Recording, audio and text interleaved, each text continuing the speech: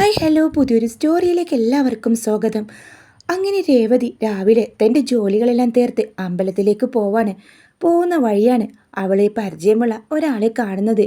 അച്ഛൻ്റെ കൂട്ടുകാരനായിരുന്നു. മോളെ, എന്തൊക്കെയുണ്ട് വിശേഷം? സച്ചിക്ക് സുഖല്ലേ മോളെ? ഇതുവഴി കുറേ ആയല്ലോ കണ്ടിട്ട്. അത് പിന്നെ ഞാൻ വരാറുണ്ട്, ഏട്ടനെ കാണാത്തതാണെന്ന് പറയാം. എന്താ ഇന്നോ ഒട്ടും വിറ്റില്ലേ ലോട്ടറി എന്ന് ചോദിക്കുന്നുണ്ട്. ഒരു ലോട്ടറി കച്ചവടക്കാരനായിരിക്കും അയാൾ.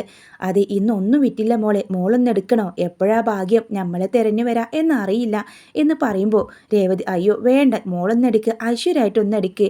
ഇന്ന് ഒന്നും തന്നെ വിറ്റുപോയില്ല, ഇത് വിറ്റിട്ട് വേണം.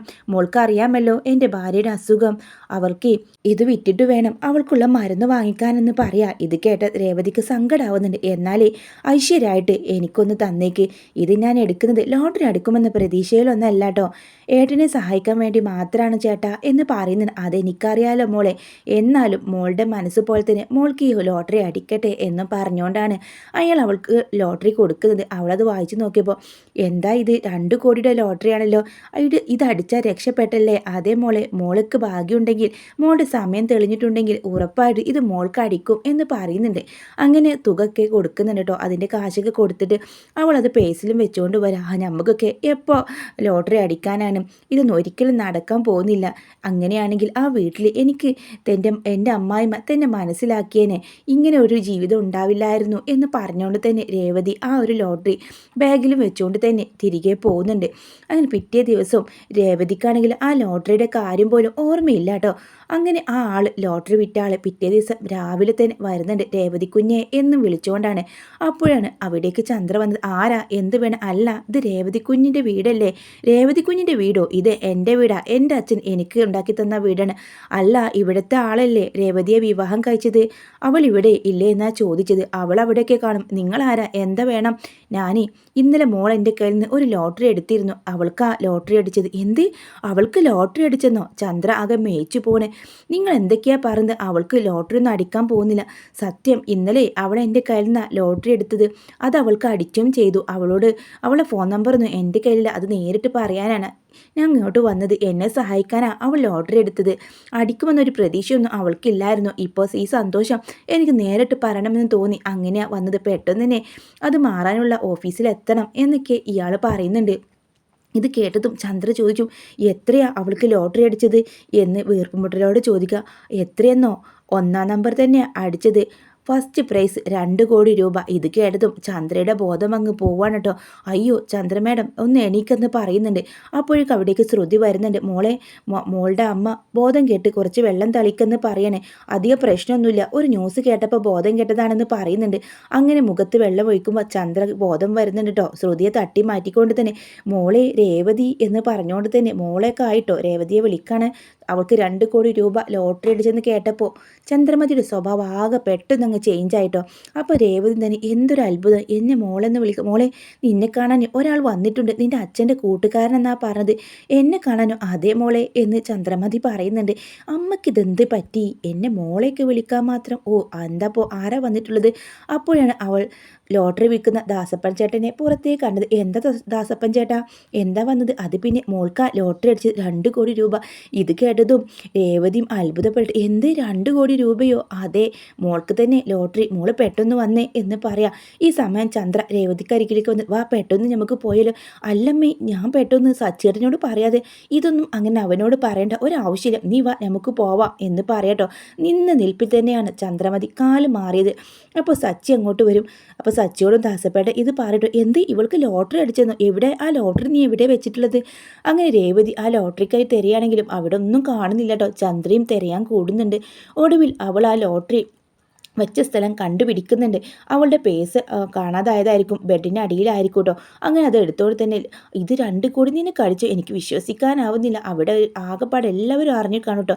അങ്ങനെ രേവതിയും ചന്ദ്രമതിയും സച്ചിയും കൂടെ പോവാട്ടോ. സച്ചി ഇടയ്ക്കൊക്കെ ഡ്രോളുന്നുണ്ട്. ചന്ദ്രമതി, അല്ല മരുമോൾക്ക് 2 കോടി രൂപ ലോട്ടറി അടിച്ചപ്പോൾ അമ്മായിമ്മക്ക് വല്ലാതെ മാറ്റം വന്നല്ലോ, ഇതുവരെ രേവതിയെ കണ്ണെടുത്താൽ കണ്ടിട്ടായിരുന്നു, നിങ്ങൾ എന്തിനാ ഇപ്പോൾ ഞങ്ങളുടെ കൂടെ? എന്താടാ നീ ഇങ്ങനെ? നിൻ്റെ അമ്മ നിന്നോടൊക്കെ സ്നേഹം അകലും കാണിച്ചെങ്കിലും എനിക്ക് നിങ്ങളൊക്കെ വലിയ ഇഷ്ടമാണെന്ന് എനിക്കറിയില്ലോ. എൻ്റെ രേവതി മോൾക്കറിയാം എനിക്ക് രേവതിയെ വലിയ ഇഷ്ടമാണെന്ന്.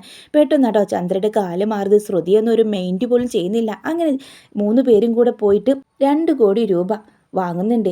അങ്ങനെ അതെല്ലാം രേവതിയുടെ പേരിൽ ഒരു അക്കൗണ്ട് ആക്കിയിട്ട് കുറച്ച് ടാക്സിലൊക്കെ പോകുന്നുണ്ട്. എന്നിട്ട് രേവതിക്കോട് പറയാണ് നിനക്ക് എന്താഗ്രഹം ഉണ്ടെങ്കിലും. അപ്പോൾ അവൾ പറയും എനിക്ക് കുറച്ച് പാവങ്ങളെ സഹായിക്കണം, ഞങ്ങളുടെ അവിടെ ഒന്നും ആർക്കും വീടില്ല, അവരൊക്കെ ഒന്ന് സഹായിക്കണം എന്നാണ് പറയുന്നത്. ഇത് കേട്ട ചന്ദ്രമതി ചോദ്യം എന്തിനാ നീ നിന്റെ പണം കൊണ്ട് അവരൊക്കെ സഹായിക്കുന്നത്, നമ്മുടെ വീട്ടിൽ തന്നെ ഒരുപാട് കാര്യങ്ങളുണ്ട് ചെയ്യാനെന്നൊക്കെ ചന്ദ്രമതി പറയാം. ഇത് കേട്ട സച്ചി പറയും നീ ആദ്യം നിന്റെ അമ്മയ്ക്കും അനിയത്തിക്കും അനിയനും നിൽക്കാൻ ഒരു വീടുണ്ടാക്കി കൊടുക്കുക വേണ്ടത് രേവതി, അല്ലാതെ മറ്റുള്ളവരെയല്ല, അവരുടെ കാര്യങ്ങൾ കഴിയട്ടെ എന്നിട്ട് നമുക്ക് ആലോചിക്കാം എന്ന് പറയണ്ടോ. അങ്ങനെ ഇതും ചന്ദ്രക്ക് ഇഷ്ടപ്പെടുന്നില്ല കേട്ടോ. എന്തിന് അവർ ഇത്രയും നാൾ ഒരു വീട്ടിലല്ലേ കഴിയുന്നത്, അവിടെ തന്നെ അങ്ങ് കഴിഞ്ഞോളും, നിന്റെ പണം അങ്ങ് ആർക്കും കൊടുക്കുകയാണ്. അമ്മ എന്തൊക്കെയായി പറയുന്നത്, അവരെൻ്റെ അമ്മയാണ്, അവർക്കൊരു വീടുണ്ടാവണം നിൻ്റെ വലിയ ആഗ്രഹമാണ്, ഇതെന്തായാലും വേണം സച്ചേട്ടാ എന്ന് പറയാണ്. ഇത് കേട്ട ചന്ദ്രമതിക്ക് പെട്ടെന്നൊരു സ്നേഹം പൊട്ടി മുളിച്ചപ്പോൾ തന്നെ ഒരുപാട് ഡ്രോൾ ചെയ്യുന്നുണ്ട് നമ്മുടെ ചന്ദ്രമതിയെ തന്നെ. സച്ചി പറയുന്നുണ്ട് നിങ്ങൾക്ക് പണം കണ്ടിട്ടുള്ള ആർത്തിയാണെന്ന് പറയണം, അങ്ങനെയൊന്നും പറയില്ല സച്ചേട്ടാ, നമുക്ക് പണമുള്ളത് അമ്മയ്ക്കുടെയും കൂടെ തന്നെയല്ലേ, അമ്മയ്ക്കും എന്താവശ്യത്തിനും നമ്മൾ പണം കൊടുക്കല്ലോ എന്ന് പറയുമ്പോൾ കേട്ടടാ എൻ്റെ മോൾക്ക് എന്നോട് സ്നേഹമുണ്ട്, അവളെ ഞാൻ വഴക്ക് പറഞ്ഞതൊക്കെ അവളുടെ നല്ലതിനായിരുന്നു എന്ന് അവൾക്കിപ്പം മനസ്സിലായല്ലോ, പക്ഷെ മനസ്സിലാക്കാത്തത് നീയാണ് എന്നൊക്കെ പറയാൻ കേട്ടോ. അങ്ങനെ ശ്രുതിയെയും അതുപോലെ വർഷയെയും ഒരു മെയിൻറ്റ് പോലും ചെയ്യുന്നില്ല കേട്ടോ. അമ്മയ്ക്ക് സന്തോഷമാവട്ടെ എന്ന് കരുതിക്കൊണ്ട് തന്നെ രേവതി വലിയൊരു മാല വാങ്ങിയിട്ട് ചന്ദ്രമതിയുടെ കഴുത്തിൽ കെട്ടിക്കൊടുക്കുന്നുണ്ട്. ഇപ്പോൾ അമ്മയ്ക്ക് എന്നോടാണ് കൂടുതൽ സ്നേഹം എന്ന മട്ടിൽ ശ്രുതിയെ നോക്കുന്നുണ്ട്. ശ്രുതിയോട് പറയും നീ പെട്ടെന്ന് പോയിട്ട് ഒരു ജ്യൂസ് അടിച്ചുകൊണ്ട് വാ, രേവതി നല്ല തളർന്നിരിക്കാണ്, ചൂട് എന്തൊരു വെയിലാ പുറത്ത്, പെട്ടെന്ന് വേണം ശ്രുതി എന്ന് പറയട്ടോ. ശ്രുതിക്കാണെങ്കിൽ എന്ത് ചെയ്യണമെന്ന് അറിയില്ല. അങ്ങനെ ശ്രുതിയെ രേവതി ഒരു പുച്ഛത്തോടെ ചിരിക്കുന്നുണ്ട്. അങ്ങനെ ശ്രുതി അവൾക്ക് വേണ്ടി ജ്യൂസെല്ലാം ഉണ്ടാക്കിപ്പിച്ച് കൊണ്ടുവരുന്നുണ്ട് കേട്ടോ. ചന്ദ്രമതി മോളെ നിനക്ക് ചൂടെടുക്കുന്നുണ്ടെന്നൊക്കെ പറഞ്ഞ് ഫാനൊക്കെ ഇട്ട് കൊടുക്കുകയാണ്, ഇതെന്ത് മറിമായും എന്നും കരുതി ഒന്നും മനസ്സിലാവാതെ വർഷം അങ്ങോട്ട് വരുന്നുണ്ട്.